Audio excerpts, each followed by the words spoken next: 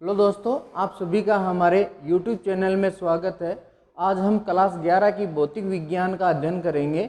इसके प्रथम चैप्टर का नाम NCERT और CBSE के अकॉर्डिंग भौतिक जगत है। भौतिक जगत चैप्टर में हम देखेंगे विज्ञान शब्द की उत्पत्ति, विज्ञान शब्द की परिभाषा, विज्ञान का कार्य क्षेत्र, विज्ञान को हम कितने मुख्य भागों में बांट सकते हैं, और साथ ही देखेंगे इसका एक भाग होगा भौतिक विज्ञान। इसके बारे में हम विस्तार से चर्चा करेंगे।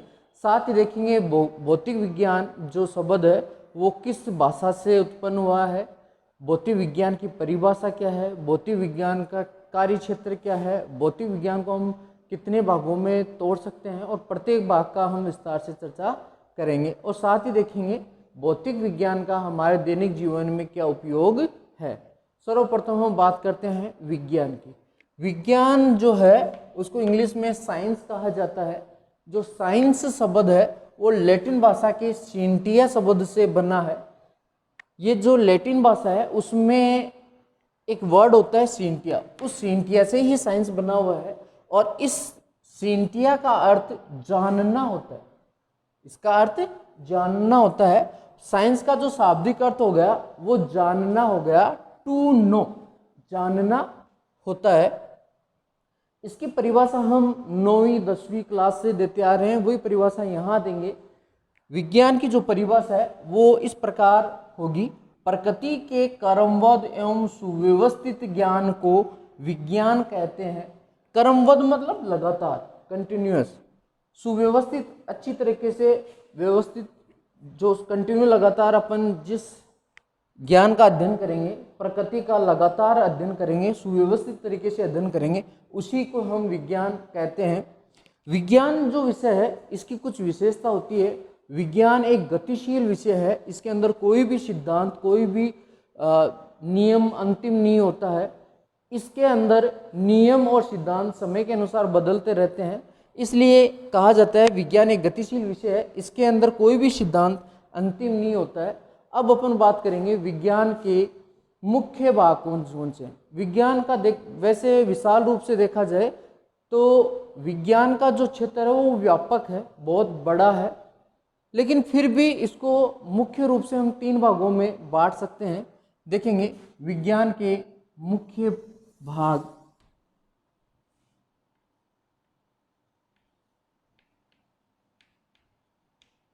विज्ञान के प्रमुख भाग।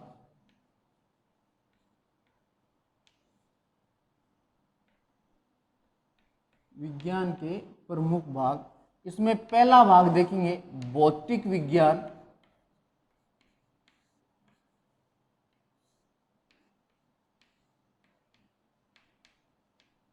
जिसको इंग्लिश में फिजिक्स कहा जाता है।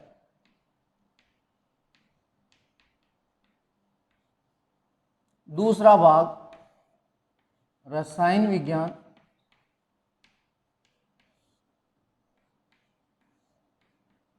जिसको इंग्लिश में केमिस्ट्री कहा जाता है।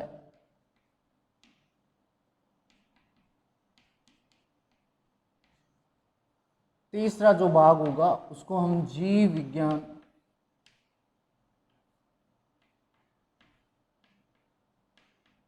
इसको इंग्लिश में बायोलॉजी कहा जाता है।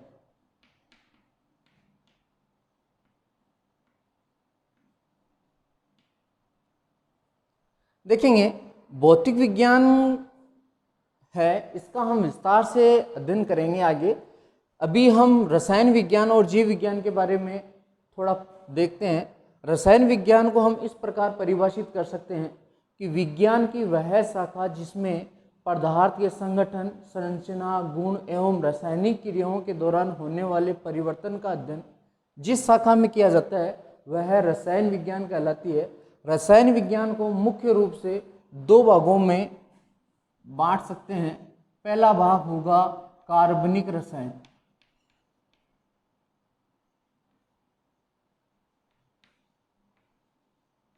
कार्बनिक रसायन, इसको अंग्रेजी में ऑर्गेनिक भी कहा जाता है।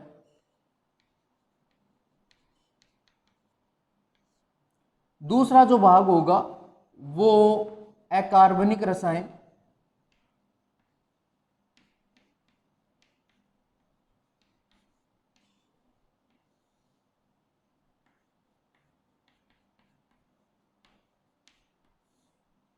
जिसको इनऑर्गेनिक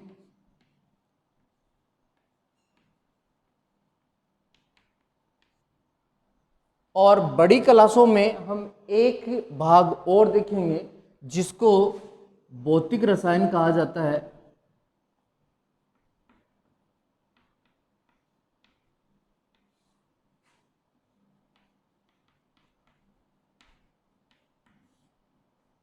इसको इंग्लिश में फिजिकल केमिस्ट्री भी कहेंगे।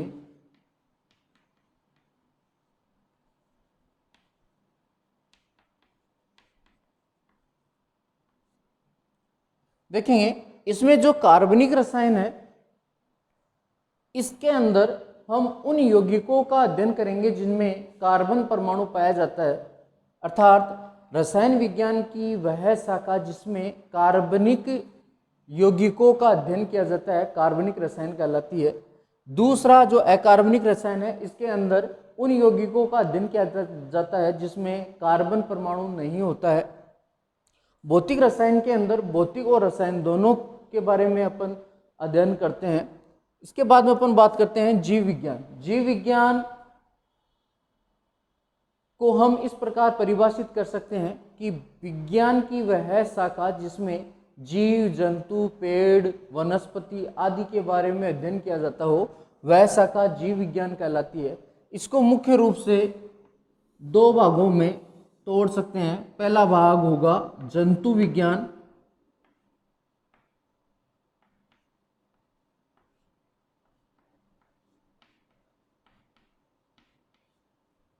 जिसको जूलॉजी कहा जाता है। दूसरा भाग वनस्पति विज्ञान,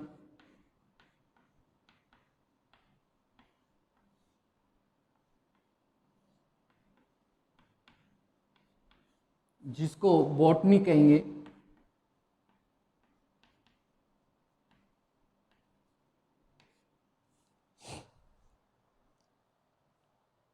अब हम बात करेंगे भौतिक विज्ञान की। भौतिक विज्ञान के बारे में विस्तार से चर्चा करेंगे।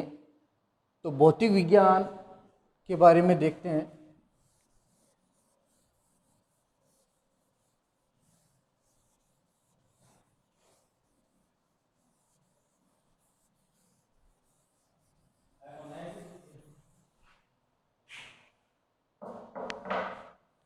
भौतिक विज्ञान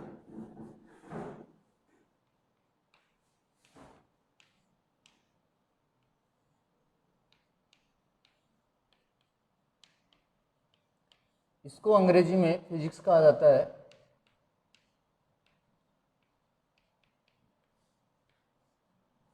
देखेंगे फिजिक्स जो शब्द है वो ग्रीक भाषा का शब्द है। ग्रीक भाषा के फुसिस से लिया हुआ है।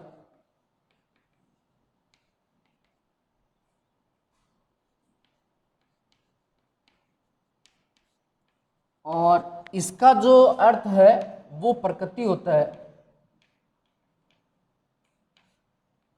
इसका अर्थ प्रकृति होता है।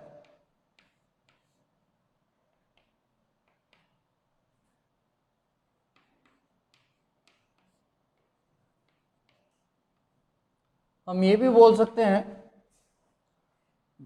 फिजिक्स का जो शाब्दिक अर्थ होगा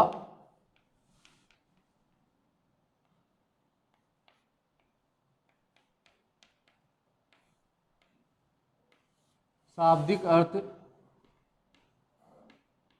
प्रकृति होता है।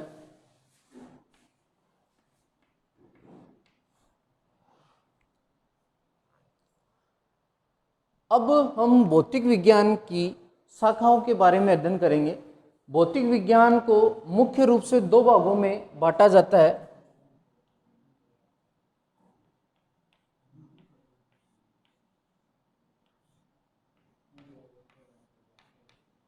भौतिक विज्ञान के प्रमुख भाग,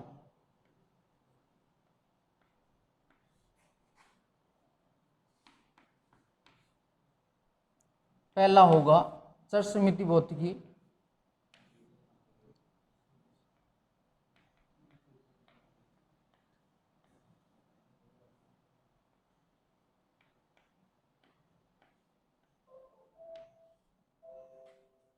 इसको हम क्लासिकल फिजिक्स कहते हैं।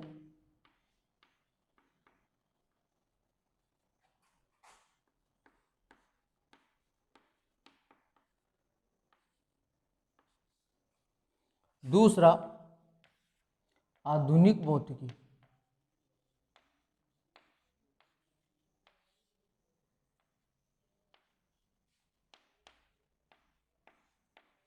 जिसको मॉडर्न फिजिक्स कहा जाता है।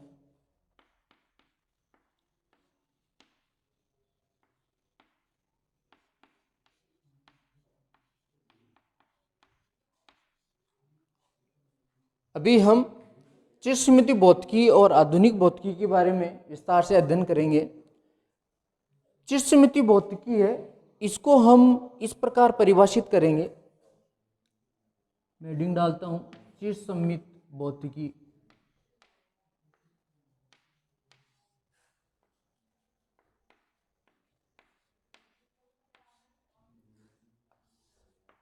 इसके अंदर स्थूल प्रभाव,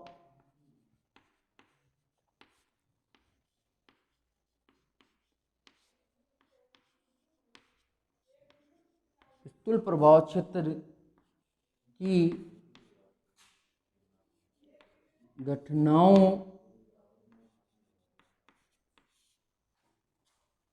का अध्ययन किया जाता है, या अपन ये बोल सकते हैं भौतिकी की वह शाखा जिसमें स्थूल प्रभाव क्षेत्र की घटनाओं का अध्ययन किया जाता हो।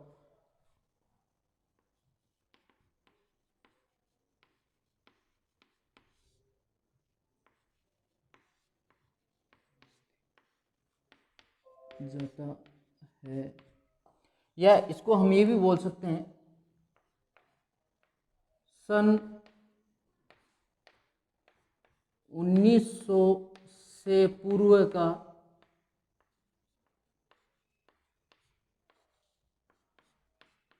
ज्ञान इसमें आता है।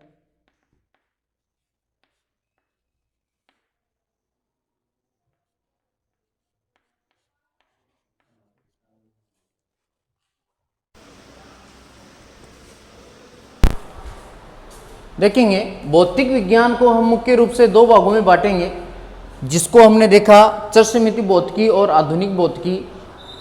चिरस्मृति भौतिकी के जो मुख्य भाग है उनके बारे में चर्चा करते हैं। इसका एक भाग होता है यांत्रिकी, यांत्रिकी को इंग्लिश में मैकेनिक्स कहते हैं, और इस शाखा में स्थिर वस्तु की साम्य अवस्था और गतिशील अवस्था के बारे में अध्ययन किया जाता है। तो यांत्रिकी की परिभाषा हम कुछ इस प्रकार दे सकते हैं कि भौतिक विज्ञान की वह शाखा जिसमें स्थिर वस्तु की साम्य अवस्था और गतिशील अवस्था के बारे में अध्ययन किया जाता है। ये जो शाखा है ये मशीनरी से रिलेटेड है, मशीनों के बारे में इस शाखा में ज़्यादा मिलता है। दूसरी शाखा होगी प्रकाशिकी, जिसको ऑप्टिक्स कहते हैं। इस शाखा के अंदर प्रकाश की प्रकृति, प्रकाश की संचरण, प्रकाश के जो गुण हैं, प्रकाशीय जो घटनाएं हैं, उनके बारे में अध्ययन किया जाता है। तीसरी जो शाखा है ऊष्मागतिकी, ऊष्मागतिकी को इंग्लिश में थर्मोडायनेमिक्स कहते हैं, और इस शाखा के अंदर हम ऊष्मा और ताप के जो नियम हैं इनके बारे में अध्ययन किया जाता है। तो इसकी परिभाषा हम कुछ इस प्रकार दे सकते हैं, भौतिक विज्ञान की वह शाखा जिसमें ऊष्मा और ताप के बारे में अध्ययन किया जाता है ऊष्मागतिकी कहलाती है। चौथी इसकी जो शाखा होगी वो विद्युत चुंबकीय, जिसको इंग्लिश में इलेक्ट्रोमैग्नेटिज्म कहते हैं। इस शाखा के अंदर हम विद्युत क्षेत्र और चुंबकीय क्षेत्र के बारे में अध्ययन करेंगे। और एक शाखा होती है ध्वनि विज्ञान, इस शाखा में हम ध्वनि के संचरण, ध्वनि के कंपन आदि का अध्ययन करते हैं, वो ध्वनि विज्ञान में आती है। एक आधुनिक जो भौतिकी है उसको हम इस प्रकार परिभाषित करेंगे, जो भौतिक विज्ञान का दूसरा भाग है आधुनिक भौतिकी, मॉडर्न फिजिक्स, इसको इस प्रकार परिभाषित कर सकते हैं, सूक्ष्म प्रभाव क्षेत्र की घटनाओं का अध्ययन जिस शाखा में किया जाता है वह शाखा आधुनिक भौतिकी कहलाती है। अर्थात भौतिक विज्ञान की वह शाखा जिसमें सूक्ष्म प्रभाव क्षेत्र की घटनाओं का अध्ययन किया जाता है आधुनिक भौतिकी कहलाती है।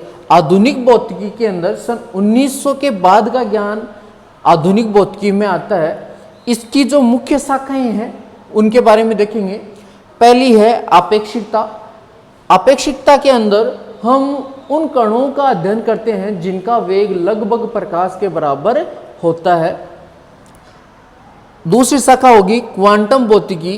क्वांटम भौतिकी के अंदर हम प्रकाश की द्वितीय प्रकृति या प्रकाश को कणीय प्रकृति या क्वांटा प्रकृति मान के अध्ययन करेंगे। इसी प्रकार परमाणु भौतिकी के अंदर हम परमाणु की संरचना, परमाणु के गुण, इनका अध्ययन हम परमाणु भौतिकी के अंदर करेंगे।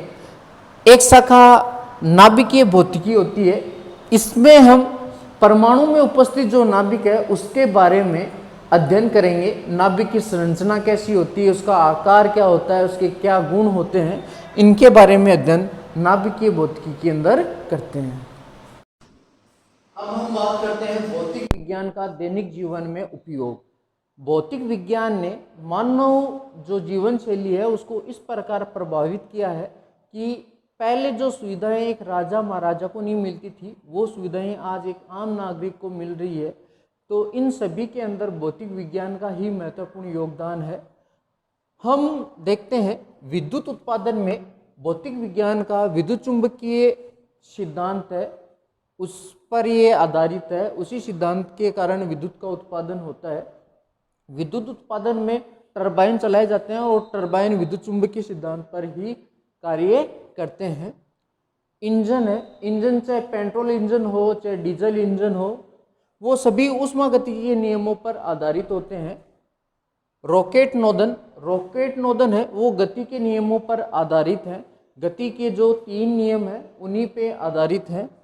संचार व्यवस्था है, संचार व्यवस्था के अंदर टीवी जो हम देखते हैं या मोबाइल पे अपन जो बात करते हैं या रेडियो सुनते हैं, वो सभी विद्युत चुंबकीय विकिरणों पर आधारित है। विद्युत चुंबकीय विकिरणों के संचरण के माध्यम से ही हम टीवी, मोबाइल, रेडियो आदि का उपयोग कर पाते हैं। वायुयान बर्नौली प्रमेय पर आधारित है।